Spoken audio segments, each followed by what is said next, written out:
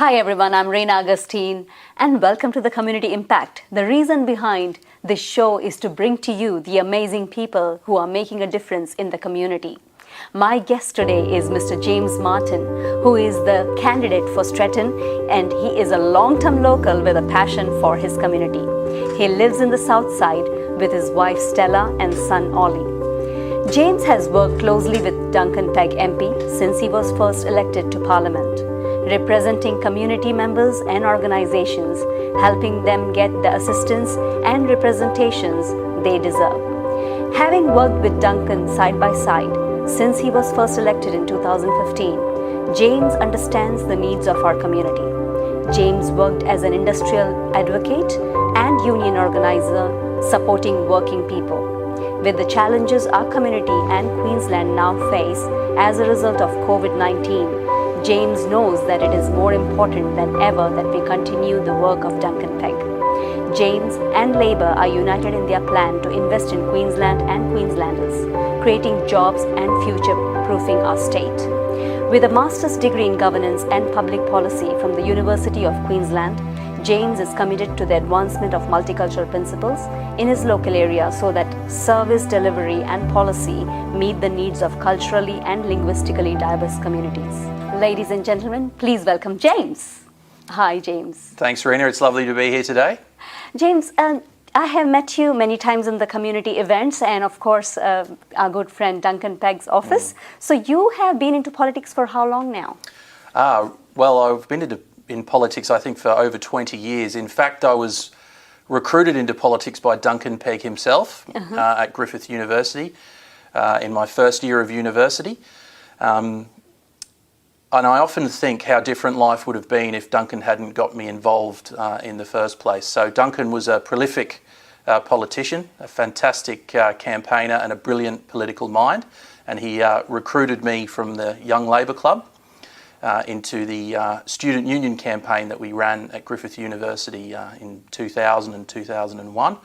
And I have to say, if I hadn't met Duncan, I think perhaps right now I would be perhaps an accountant or who knows. But I'm very glad that I met Duncan and got involved in politics. It's given me the opportunity to really give back to the community, and it's also given me the opportunity to the values and the things that are important to me to really try and put them into practice. And I really feel I've been doing that side by side with Duncan for many years now. Obviously, it's very sad that he's not here. And I'd probably start by acknowledging that it's a strange time to be involved in a by-election and a political campaign, but I'm doing exactly what Duncan would have wanted me to do. Absolutely. Working as hard as I can. So getting on with the job of the campaign and yeah. And you're doing amazing. James, when you mention saying that doing something for the community, what do you mean by that? Well, if you have a look at, again, going back to Duncan when he was first elected in 2015, politics, obviously, there's political parties, but also there's the work of the local member and what they do in the community. Now, I was saying earlier today when I was speaking to some people on the campaign trail that Duncan, it was very easy to work for Duncan because he didn't actually have a very big ego. So when I was going to work, it wasn't so much working for Duncan, it was really just working for the community. And you would have seen Duncan at many, many community events, and I was always there behind the scenes helping where Duncan had issues. And I would go off and work on one problem or work on another problem, help a community group to get a grant, try to help different community groups get assistance with governments by contacting, assistance through ministers' offices by contacting the right people. So working, using the office of the local MP for the benefit of the community has really been what I've been involved in for the last 7 years since Duncan was first elected. And it's a very rewarding feeling when your job really is helping people. Helping people, exactly, yes. Yeah. Yes. So the by-elections are just nearby? That's right. So for people in Stretton, it's obviously important that they know that the by-election's on the 24th of July. So not too long to go now.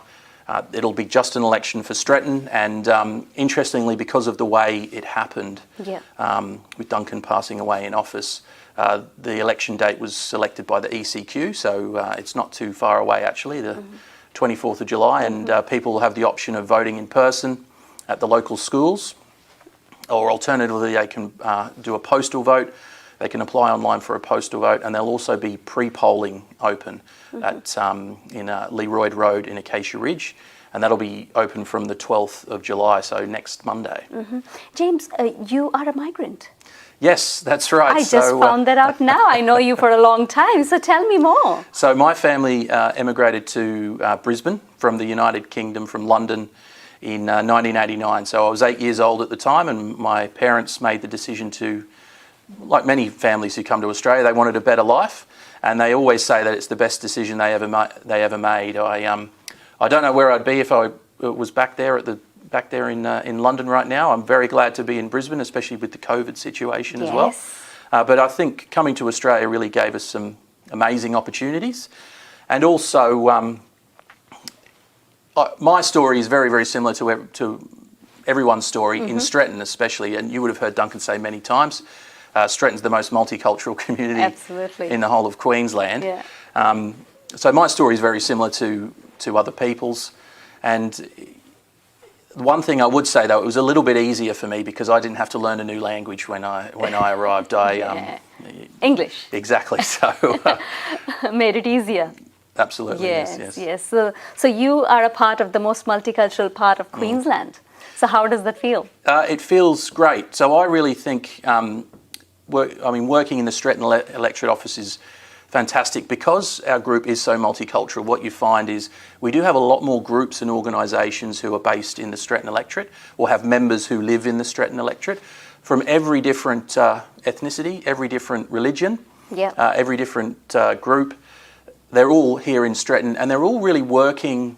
If you look at what they're all doing their own thing, but it's all very similar actually. They're all working for the benefit of their community, and by doing that they're benefiting everyone. So it's really a multicultural success story, Stretton. If you look at even the census data, so we do have the most multicultural electorate, but we also have higher than average outcomes for education. So on average, people in Stretton have a higher level of education. On average, incomes are higher. It's a successful community, and it's a vibrant community, and also it's great because not only do you get to celebrate Christmas, you get to celebrate Diwali, Eid, the many different festivals you can think of. Chinese New Year. So that's an added perk as well. Not to mention the food. Yes, absolutely. Variety. Plenty of variety. And Duncan would say all the time, you can eat your way around the world in Stretton. That's correct. We tried our best. Yes. So James, every community has a problem, right? And, and it's very hard to communicate and, convince them to do, ask them to do what you really want them to do, right? Myself, I'm from a migrant background, and coming from a different culture, different tradition. You live, you are from the Stretton area, the most multicultural part of Queensland.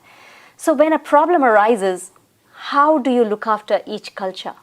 Well, the most important part actually, Reena, is that every group, every community group, every member of the community, no matter what background they're from, should really have a feeling, they should really know that the local MP's office is there to serve them, whoever they are. And the MP's office is a place where they can come and get assistance with all levels of government. So they might have an issue that's with a school or a road or a police, or sometimes it's visa issues. They should feel that they can come to the Stretton electorate office for help. Now, what we can do there is then we can contact local ministers' offices for further advice and further assistance, and that happens quite often. Just recently, earlier this year, we had a gentleman came in who was having issues with cataract surgery for his eyes, and he was registered as assessed as a Category 3, but his optometrist advised he was a Category 1.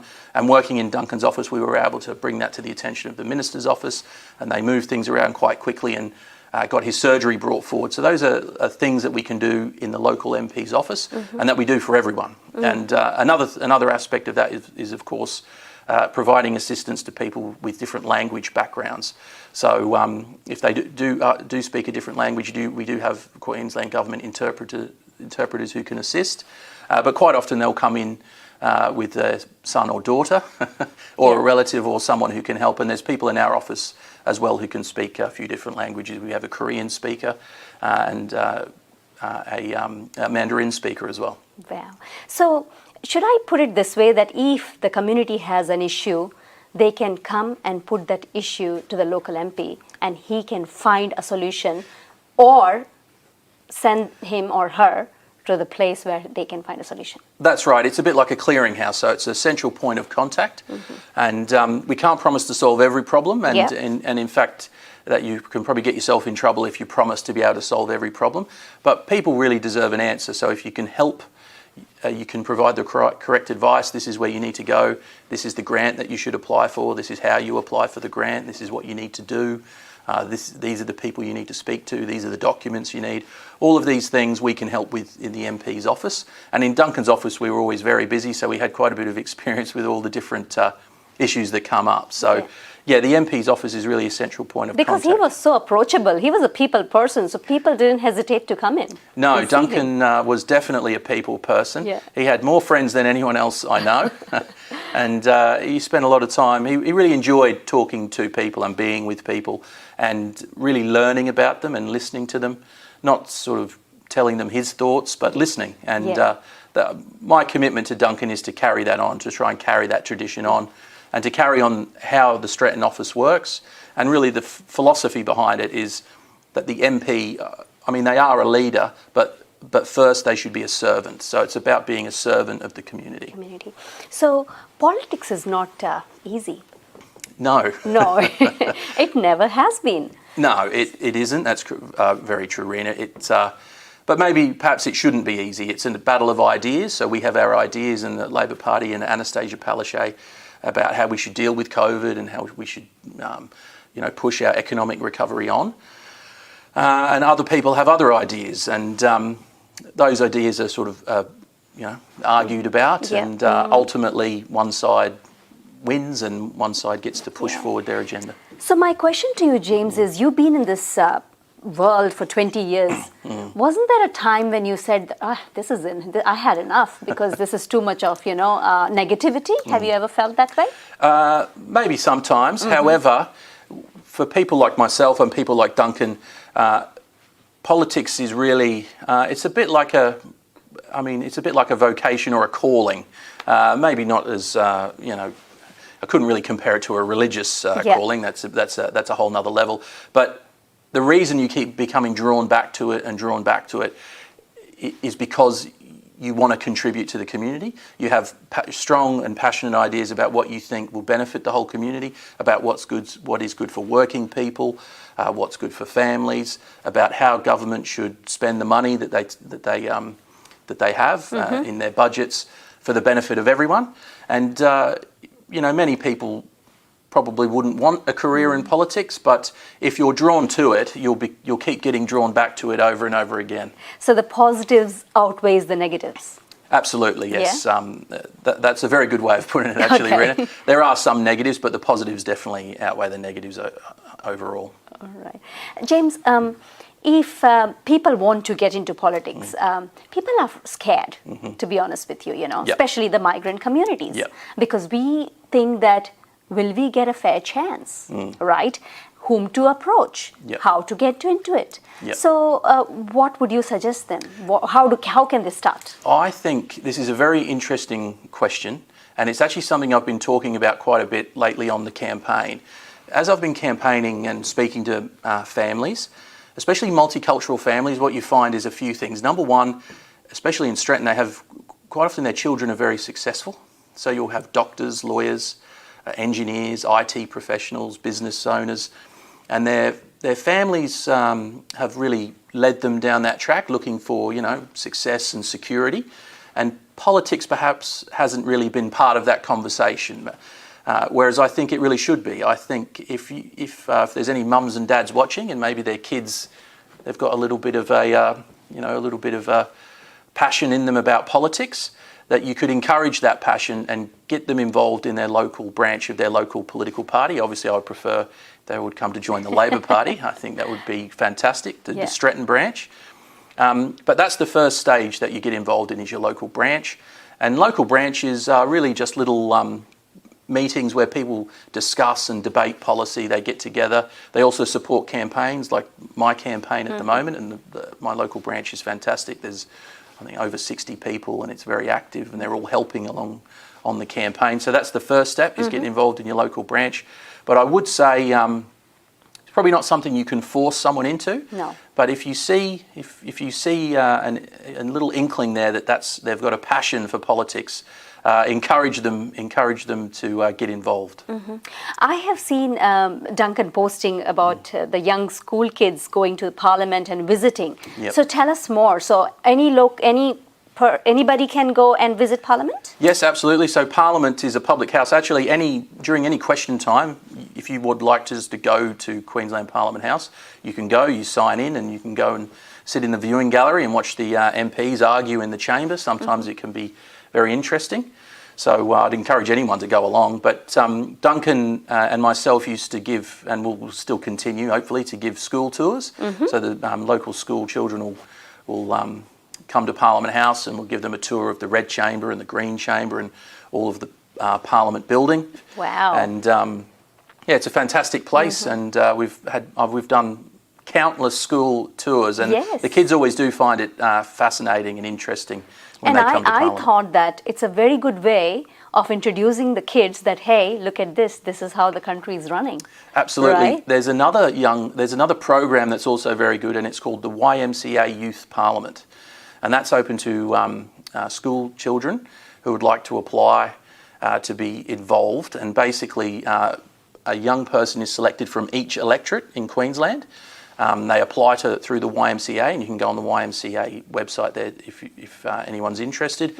And yeah, they can apply to be the youth member for that area. So the young girl who's working in our office now, who Duncan employed, Emily Kim, she was the YMCA youth member for Stretton, I think about 3 years ago. Oh, wow. And yeah, she really then decided that she wanted to pursue politics. And now she's working in Duncan's office, and she's already a very valuable member of the team. Yes, I've met her. She's amazing, amazing. So a youngster is interested to get into politics, and they have no idea what to do. So where do they go? Well, I would suggest two things. Firstly, they should go to their local branch. So the Stretton branch, for instance, meets once a month on the first Monday of the month. And actually, you can join the Labor Party from the age of 15. Okay. And so there are quite a lot of young members who come along.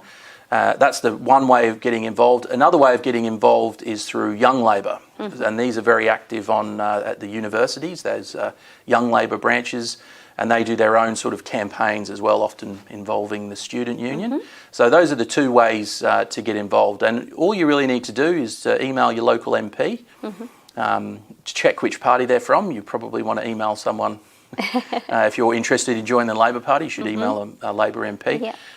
Or you can contact party office, the Queensland Labor Party office as well. And you get into that through that. Yeah. Okay, so if there's one advice that you would like to give the youth right now, what would that be? I would say that you have to aim high and don't be scared of failure. So accept that failure is going to be part of your journey. And once you accept that, and then you focus on what you're passionate about, move forward, every day towards it. And especially if you've got an interest in politics too, no one's going to give it to you. You've really got to work hard and keep moving forward, and eventually you'll get there. Fantastic. We wish you all the best, James, and thank you for joining us. Thanks very much, Reena. Thank you.